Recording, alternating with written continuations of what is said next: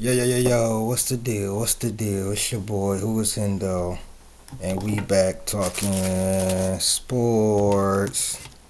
So, we got, alright, y'all. We got, the NBA's greatest duo that hated each other. I'm going to title this The Truth About Kobe and Shaq. So, I'm not going to steal his title. I'm going to be titling this The Truth About Kobe and Shaq. This is a special video. This video will probably be about an hour long, 40-minute video. Yeah, commentary from me. About an hour long, so this is something special for y'all. I'm not going to do a lot of pausing, but shout out to Nonstop. But we about to do the reaction, and I think this is very needed because the truth from the beginning of when they played, or how Kobe got into the league, Kobe when he first came in, his downwards, what he needed to learn, how they coexist, Kobe's role in the duo, Shaq's role in the duo, and how it wasn't sidekick this and sidekick that. We're about to finally see the truth. Kobe's ups, his downs, his pros, his cons. Same with Shaq, because most of y'all are coming with a narrative and revisionist history. So let's get it. Fictional successful team of all time. Bryant to Shaq!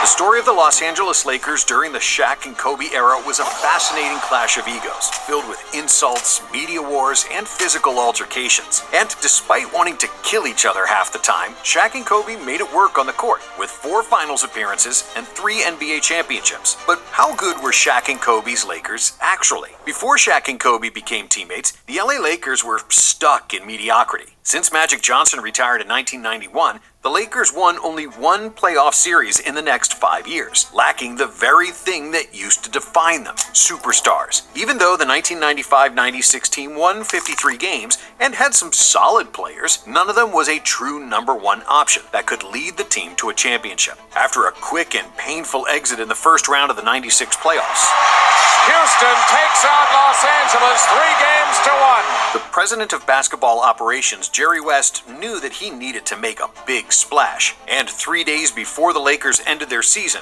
a brash 17-year-old high school kid held one of the most famous press conferences in basketball history. Kobe Bryant have decided to take my talents to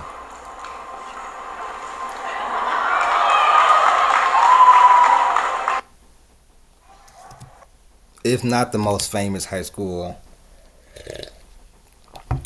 press conference. And you know who else tried to steal that? I decided to take my talents. I decided to skip college and take my talents to the NBA. At the time, Jerry West didn't know much about Bryant, despite Kobe being the best high school player in the country and the best. A $48 million endorsement deal with Adidas. But when Kobe worked out for the Lakers and destroyed former Defensive Player of the Year Michael Cooper, Jerry West quickly realized what all the other general managers didn't, that Kobe was the best player in a stacked 96 draft.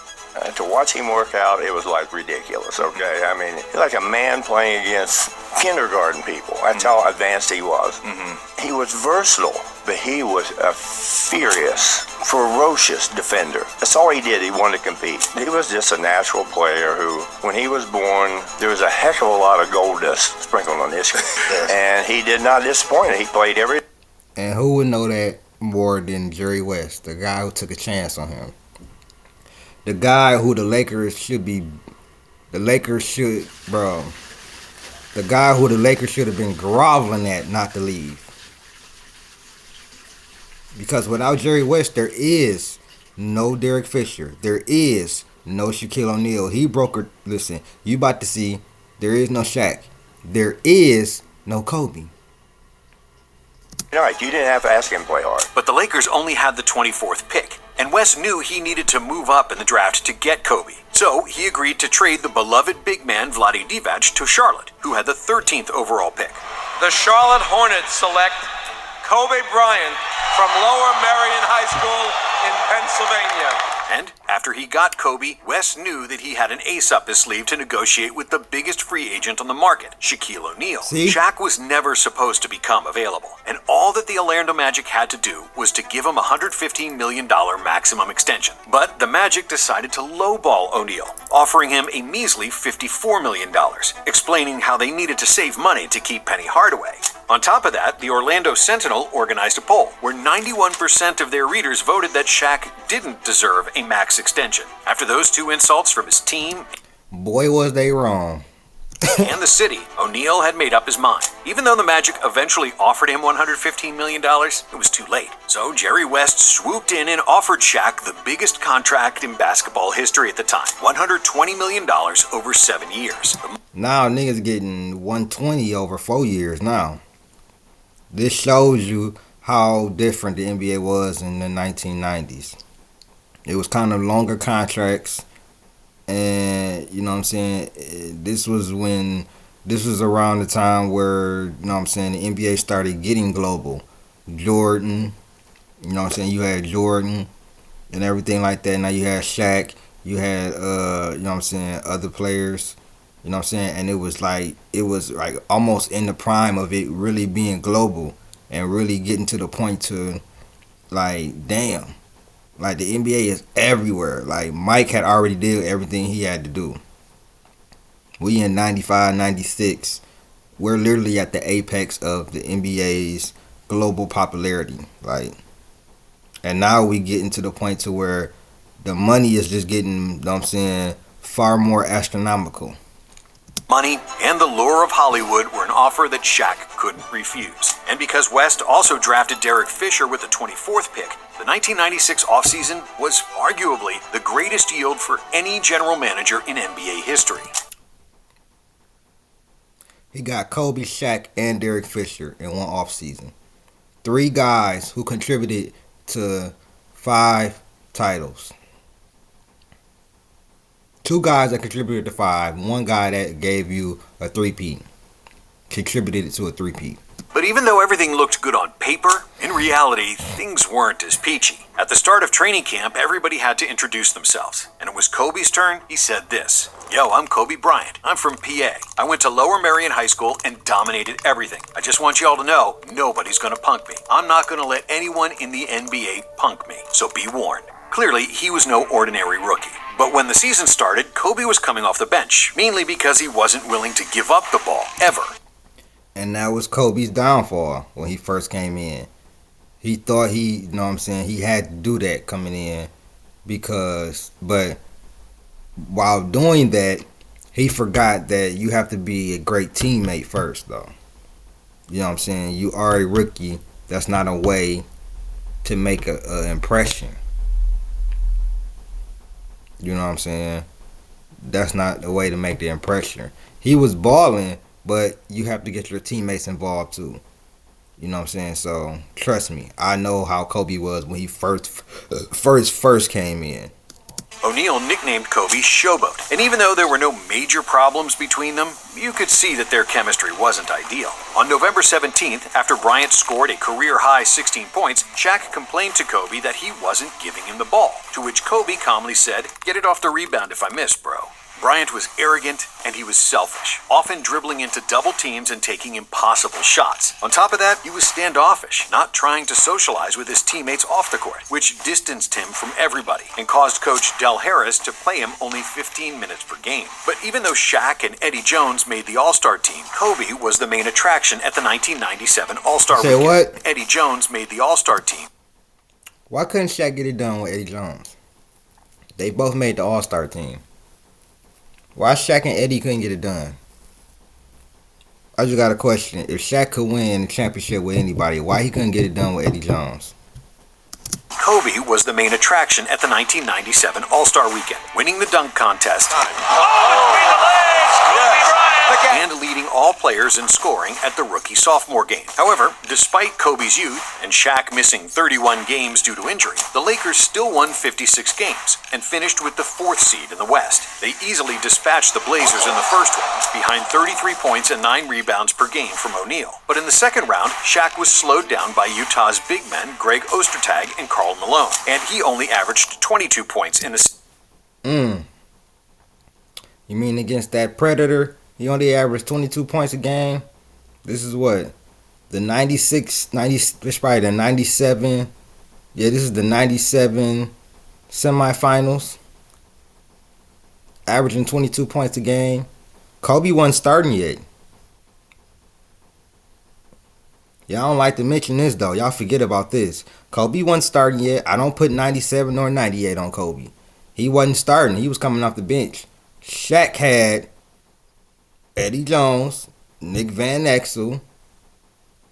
You know what I'm saying? He had an all-star with him, a number 2, why he couldn't get it done. Series. After 4 games, Utah had a 3-1 lead. But in Game 5, the Lakers had a chance to win and extend the series. And then, with 2 minutes left, Shaq fouled out, and the Lakers needed somebody to step up. Here comes, he just fouled out Malone, and O'Neal is gone. Shaq was the cause of those air balls. Shaq fouling out in the game-clinching game. But I bet y'all really didn't know that, though. Unless they give it to Person, he's just fouled out. In the final possession, with the game tied, Kobe took the ball and fired an air ball. Kobe Bryant will take it. An 18-year-old rookie, short. So the game went into overtime. In the extra period, Bryant had 3 more shots that could have turned the game in the Lakers' favor. But all 3 didn't even touch the rim. Chance if he gets close to foul Bryant. He was shooting too far out. Number 1. Number two, what they didn't realize is that, well, this was bad, though. In NBA history, where a team shot 4 air balls in their Chance if he gets close to foul. That was bad. This is why Dale Harris kind of wasn't playing them, because you see wide open. You know what I'm saying? This was Kobe's downfall when he first came in. Bryant for the tie. history where a team shot 4 air balls in the clutch moments of a playoff game. But Kobe had ultimate belief in himself, and he showed zero regret in missing those shots that ended the Lakers' season. And even though the rest of the team was pissed at him, Shaq gave Bryant a big hug and provided words of encouragement. And that's why in the Utah game, everybody talks about those air balls. I wasn't mad at you. And that's why I was the first one to come grab you and say, hey, I know everybody's laughing and giggling out, but one day people will fear you at the end of the game. In the off And Shaq was right.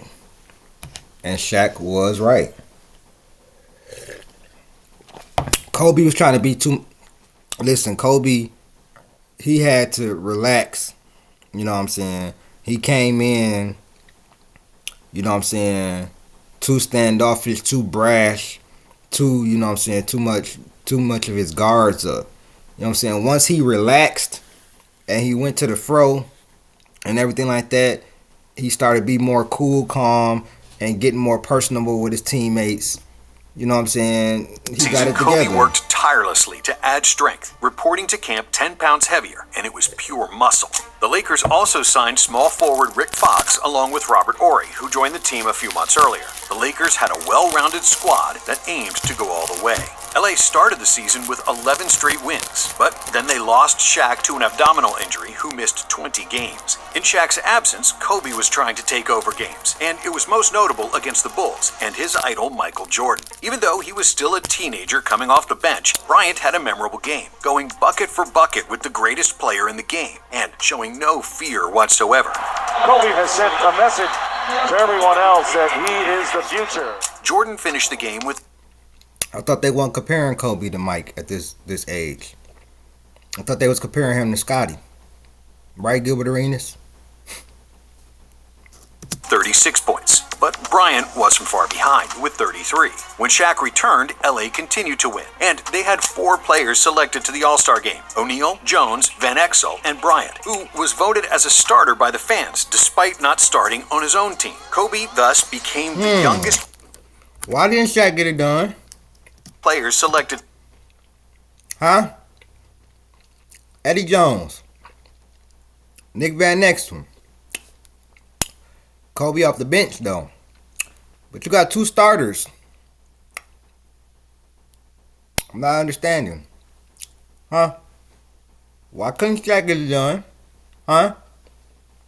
To the All-Star game: O'Neal, Jones, Van Exel, and Bryant, who was voted as a starter by the fans despite not starting on his own team. Kobe thus became the youngest player ever to start in an All-Star game, and to this day, he's the only teenage All-Star in history. He's the youngest starter in NBA All-Star game history. Bitch.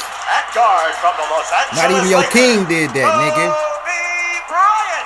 In 1998, Kobe averaged 15 points per game in 26 minutes off the bench and finished second in voting for 6th Man of the Year, while Shaq 15 points in 26 minutes off the bench.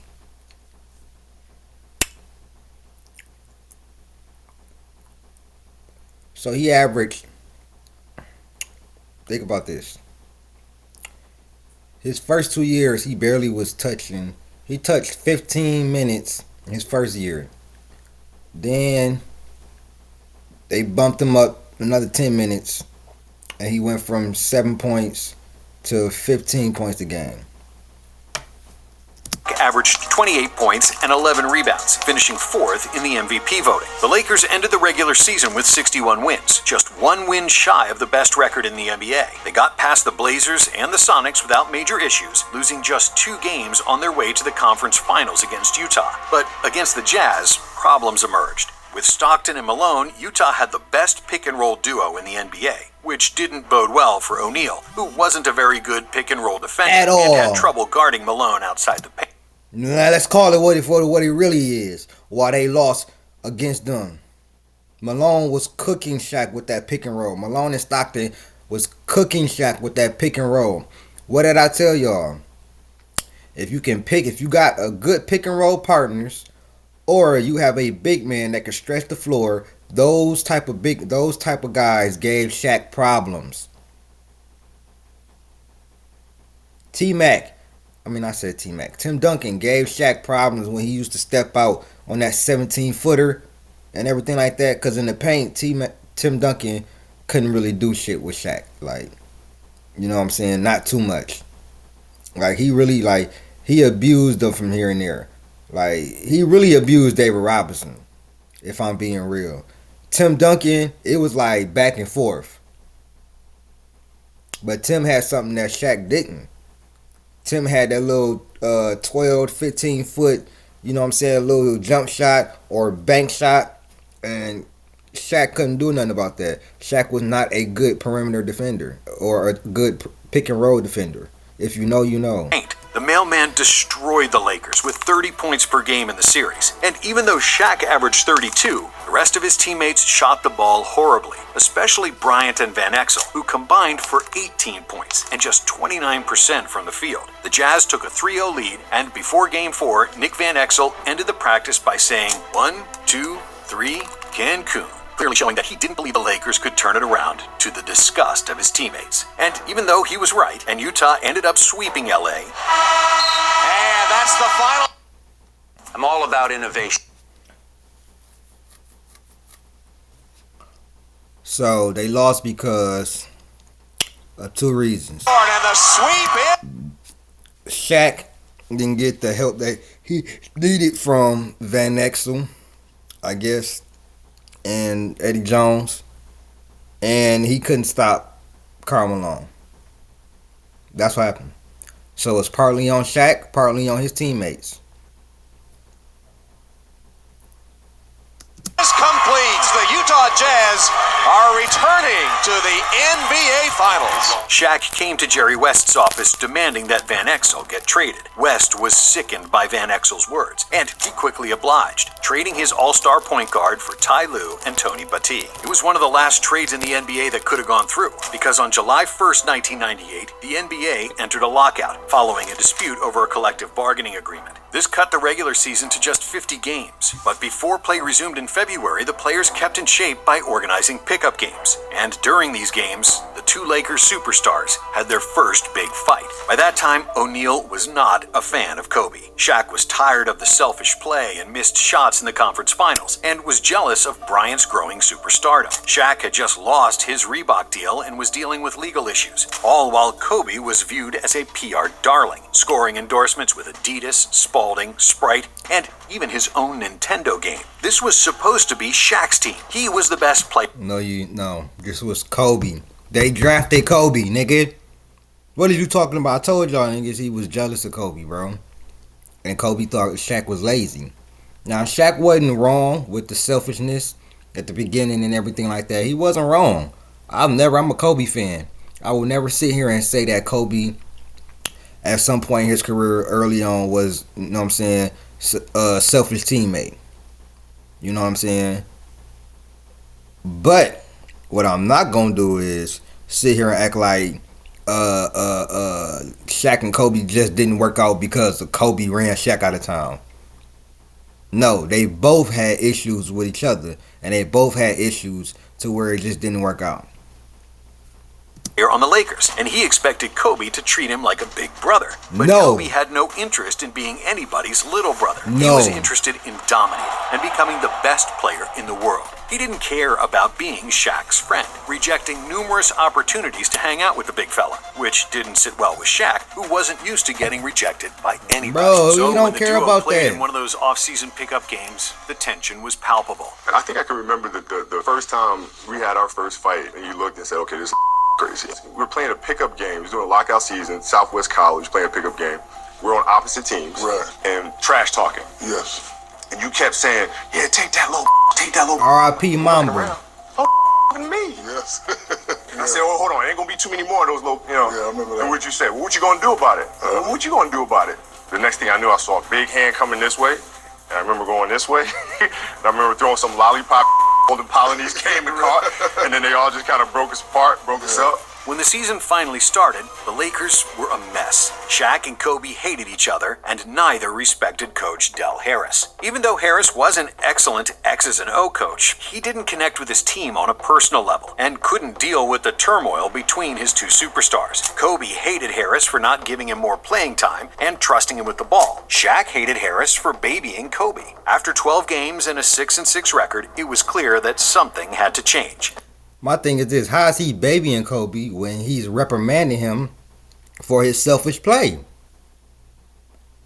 That's not babying somebody, bro. Like, you know what I'm saying? But what people don't understand is that Kobe wasn't getting that many minutes, so he felt like he had to do that. Was he wrong? Yes. But he wasn't getting that many minutes. I don't like how Nonstop tried to come on here and say he wasn't getting played because of this. Dale Harris and Phil Jackson and everybody like that, they weren't trying to play teenagers anyways. It wasn't known to build your franchise off of a teenager. So Kobe was going up against it anyways. He wasn't gonna get that much playing time. So I'm pretty sure when Kobe saw that, he tried to make it in his best interest to pop up on the screen in the little minutes he got. Now, because if he didn't, it just was just a great teammate, he would have never popped off the screen and never got the star power that he was getting early. Was it wrong? Was it selfish? Yes, it was. But ultimately, it ended up working for him. And Jerry West was forced to fire Del Harris.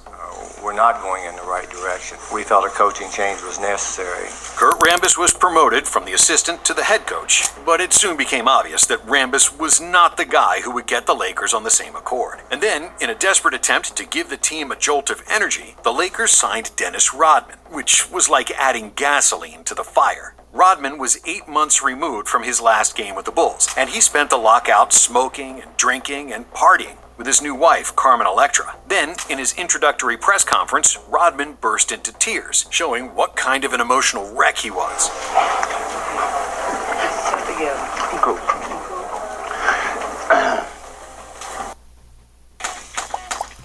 That was not a smart move.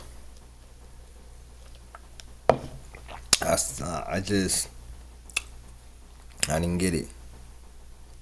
Bus insisted on his signing, and when he joined the team, Dennis was perpetually late to everything, still reeking of cigarettes and alcohol, not showering after games, and sometimes even wearing women's dresses. But against all odds, the Lakers started winning games. With Rodman playing, LA had a 17-6 record, and the Worm dominated the boards, as always, averaging 11 rebounds per game, despite playing just 28 minutes on average. Other than Rodman, the Lakers traded Eddie Jones for three-time All-Star Glenn Rice, which was another colossal mistake. Even though Rice was averaging 17 points per game and was a better shooter than Jones, he was useless without the ball and a horrible defender, reporting to the Lakers 30 pounds heavier than he was during his All-Star years in Charlotte. On April 16th, with 10 games to go in the regular season, growing tired of his antics, the Lakers released Dennis Rodman, who ended up only playing 23 games for the team. LA finished the season with a 31-19 record, which was good enough for the 4th seed in the West. They defeated the old and equally dysfunctional Rockets team in the first round. Takes it into the lane, kicks it out to Kobe,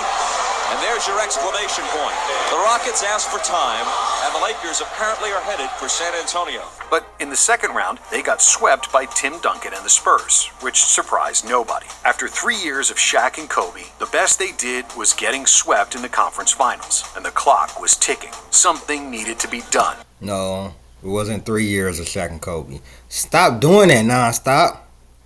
If he wasn't starting,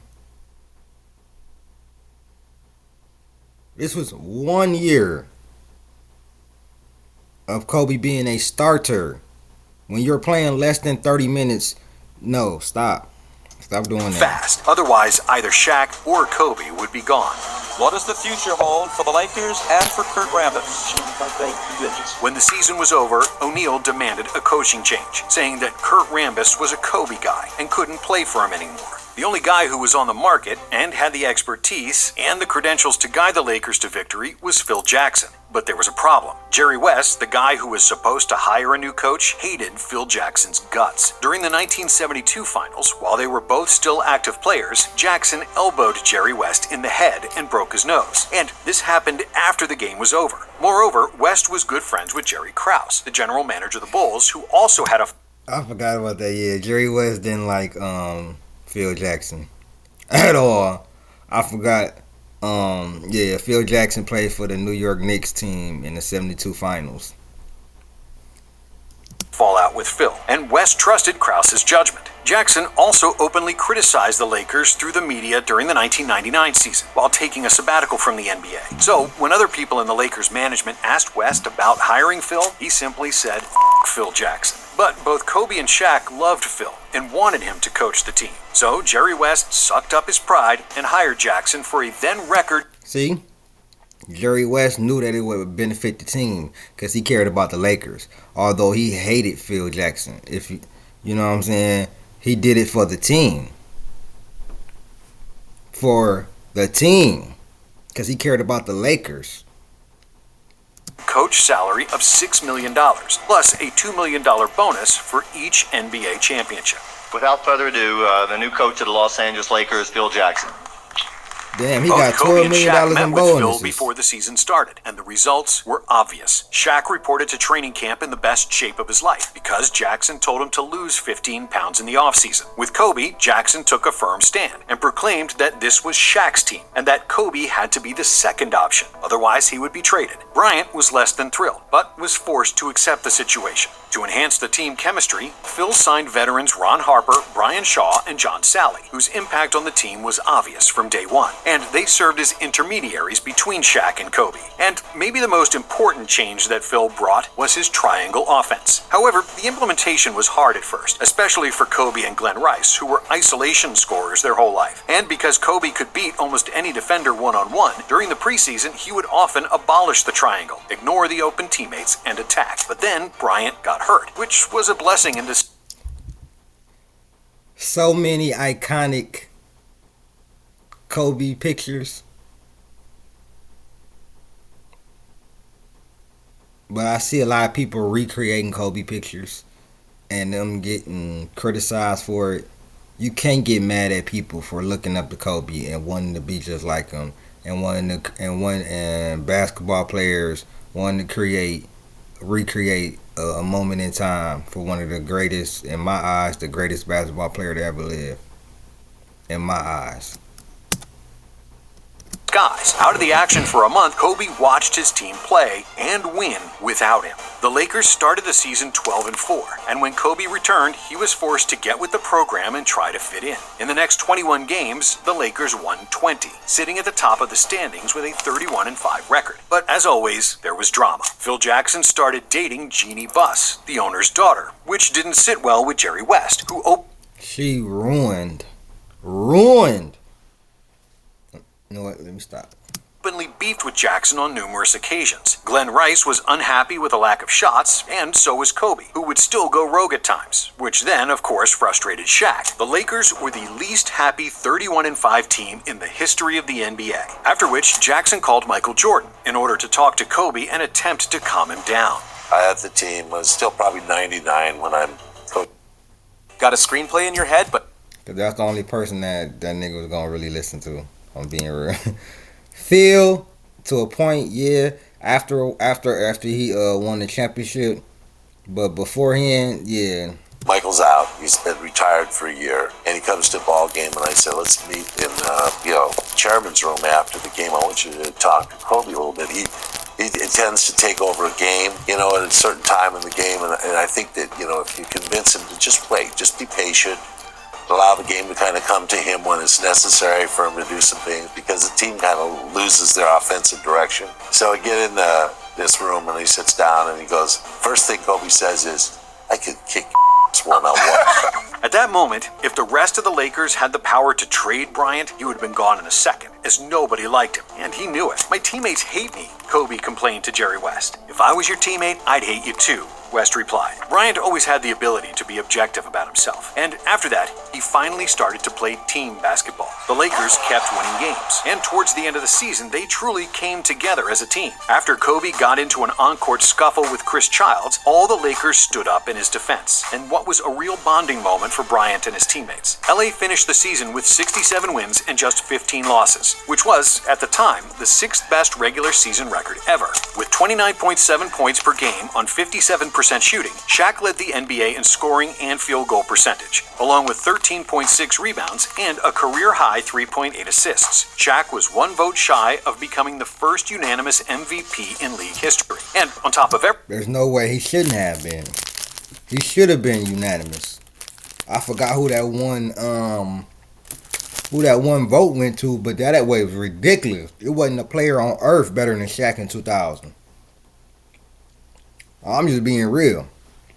Now from 01 on, Kobe was that nigga.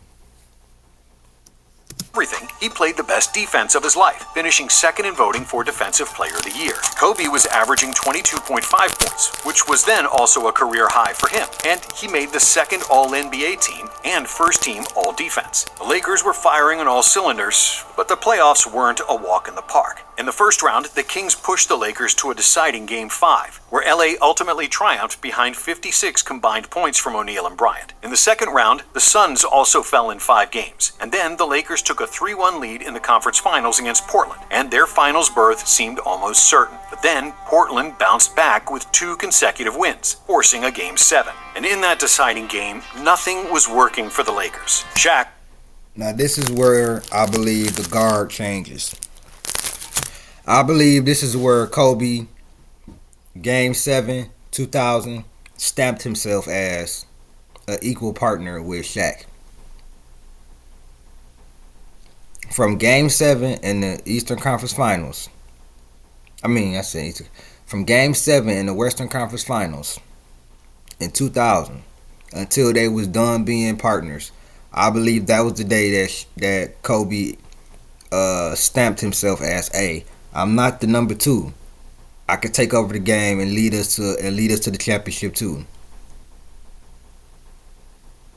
or save the season for us too.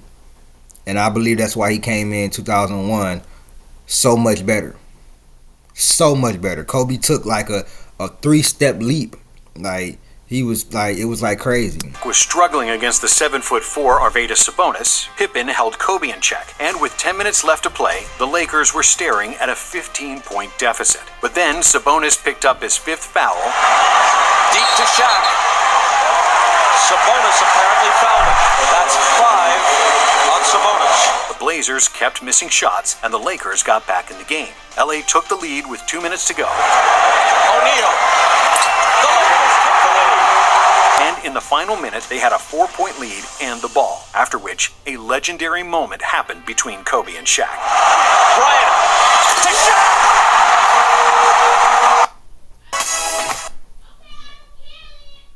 Definitely legendary. Definitely. The Lakers survived the most dangerous team in the playoffs, and now they had to face the Indiana Pacers in the finals, which was almost anticlimactic. The Pacers were a good, scrappy team, but the Lakers were simply better. LA took a swift 2-0 lead, but that second victory came with a hefty price when Jalen Rose deliberately planted his foot under Kobe, who twisted his ankle and was ruled out of Game 3. For all y'all that talk about Kobe only averaging 15 points a game in the final, this is why, you goofy motherfuckers. A nigga purposely injured him. He only had 2 points in this game and he missed the next game, which messed up his average. You stupid man. Looks like he sprained his ankle when Kobe came down. He's on the floor. Indiana won that game, and in Game 4 they were on the brink of winning another one when Shaq fouled out in overtime. Shaw grabs the rebound. That's a loose ball foul. And this was the second moment where Kobe solidified himself and to Shaq without saying anything. I'm not the little brother no more, man. Like, I could take over the game if you're not there, bro. Like, I could take over this team, bro, and lead them to a victory. Lead them to a finals win. Lead them to a championship. On Shaq, that'll be number 6. What a big play. That's it. But then, Kobe, who was still nursing a bad ankle, took matters into his own hands. He finally had the chance to show that he was the guy, and he passed the test with flying colors. Here he is over Jackson. How good is this kid? Bryant made 4 of his 5 shots in overtime, including a game-winning tip-in with 5 seconds to go. Shaw, running one-hander, followed in by Kobe Bryant. And even though Indiana won another game and extended the series, in Game 6, Shaq came in for his finals MVP. With 41 points and 12 rebounds, O'Neal was unstoppable, leading the Lakers to victory and the championship, with Kobe jumping into his arms as the final buzzer sounded. And the Lakers are the 2000 champions. For content purposes, I'm going to split this up into 2 parts. This has been part 1 of the NBA's greatest duos the greatest duo that hated each other. I'm going to be putting it as the truth about Shaq and Kobe, part 1. Part 2 will be coming later on. Thank you guys. I appreciate you. I'm out. Peace.